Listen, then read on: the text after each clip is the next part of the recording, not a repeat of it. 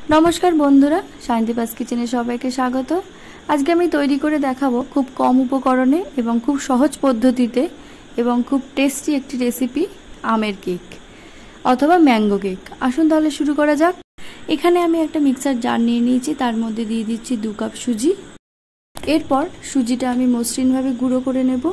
Cake बानानोर जोन्नो किन्तु सुजिटाके खूब भालोभावे गुঁড়ো करे निते होबे, तबे किन्तु केकटा खूब भालोभावे फुलबे। सुजिटाके किन्तु आमी खूब भालोभावे गुঁড়ো करे निয়েছি। एरपर सुजिर गुঁড়োटा आमी একটা বোলের মধ্যে ঢেলে নিচ্ছি। এখন কিন্তু পাকা আমেরই সিজন, আপনারা অবশ্যই পাকা আম দিয়ে এই রেসিপিটা তৈরি করে দেখবেন, আপনাদেরও খুব ভালো লাগবে। সুজিটা যে মিক্সার জারের মধ্যে আমি গুঁড়ো করেছিলাম সেই একই জারের মধ্যে একটা বড় সাইজের আম টুকরো করে আমি কেটে দিয়ে দিলাম আর দিয়ে দিচ্ছি 1/4 কাপ চিনি। এই দুটোর ভালোভাবে আমি পেস্ট বানিয়ে নেব।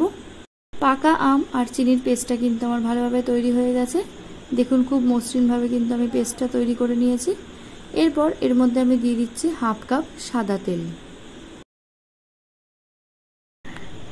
এরপর এর মধ্যে আমি দিয়ে দিচ্ছি 1 কাপ দুধ। যে কাপ মেপে আমি সুজি নিয়েছিলাম সেই কাপ মেপে 1 কাপ দুধ দিয়ে দিচ্ছি। তারও আর একটা পেস্ট বানিয়ে নিয়েছি আমি এখানে। দেখুন সবকিছু কিন্তু আমার ভালোভাবে মেশানো হয়ে গেছে।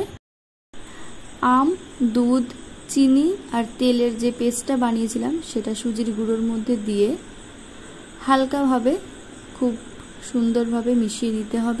সুজির সঙ্গে সবকিছুকে ভালোভাবে মিশিয়ে নিতে হবে।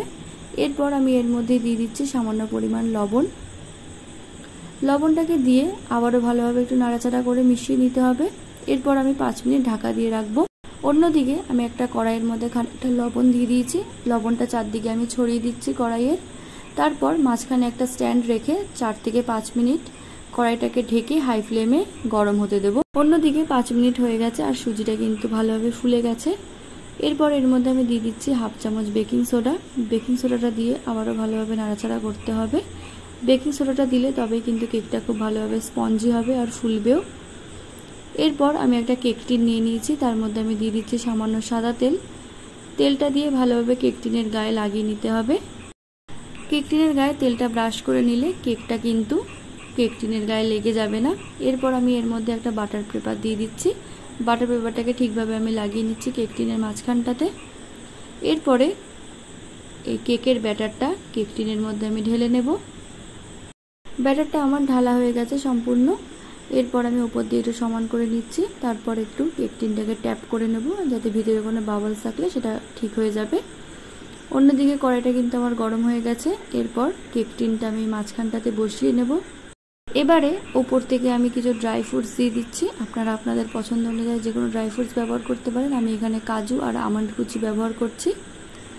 এবারে ঢেকে দিয়ে 45 থেকে 50 মিনিট কেকটাকে বেক হতে দিতে হবে। 45 মিনিট হয়ে গেছে। আমি এবার একটু চেক করে নেব যে কেকটা ঠিকঠাকভাবে বেকড হয়েছে কিনা। একটা টুথপিকের সাহায্যে আমি চেক করছি। টুথপিকটা কিন্তু দেখুন আমার পুরো ক্লিন বেরোচ্ছে, তার মানে আমার কেকটা হয়ে গেছে। কেকটা আমি নামিয়ে ঠান্ডা করে নিয়েছি। এরপর একটা ছুরির সাহায্যে চারধার থেকে একটু ছাড়িয়ে নিচ্ছি যাতে কেকটা বার করার সময় ভেঙে না যায়। কেকটা আমি বার করে নিয়েছি। দেখুন খুব সুন্দরভাবে কিন্তু তৈরি হয়ে গেছে, একদম একটুকু সাইড থেকে লাগেনি।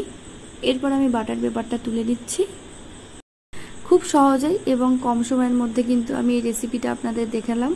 আপনাদের কেমন লাগলো অবশ্যই জানাবেন। কেকটা আমি এবার পিস পিস করে কেটে নেব। আপনারা কেমন ধরনের রান্না আমার কাছ থেকে দেখতে চান অবশ্যই কমেন্ট করে জানাবেন।